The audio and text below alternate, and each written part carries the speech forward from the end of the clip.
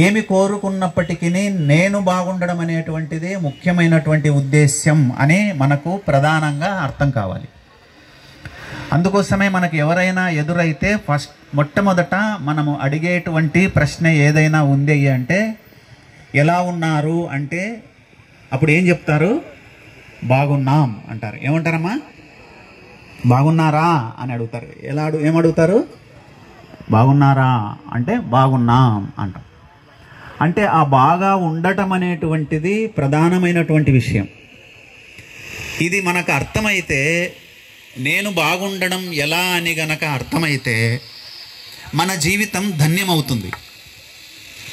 నేను బాగుండడం అనేటువంటిది ఎవరికైనా అర్థం అయ్యిందంటే వాళ్ళు యోగులై ఉంటారు, వాళ్ళు భక్తులై ఉంటారు, వాళ్ళు జ్ఞానులై ఉంటారు, వాళ్ళు భాగ్యవంతులై ఉంటారు.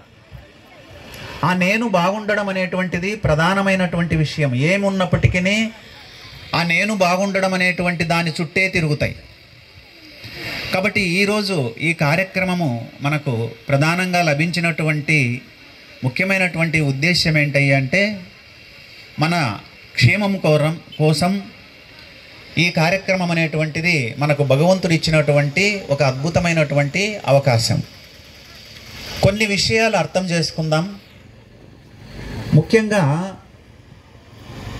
ఇవన్నీ మన సనాతన ధర్మం, సనాతనం, మనకు వేదం మనకి ఇచ్చినటువంటి సాధనలు, మనకిచ్చినటువంటి ఎంతో జ్ఞానం, మన వ్యక్తి యొక్క క్షేమము కోరి వ్యక్తి బాగుండడం కోసం ఎన్నో సాధనలు ఇచ్చింది మనకు. భగవంతుడే ఇచ్చాడు జ్ఞాన రూపంలో.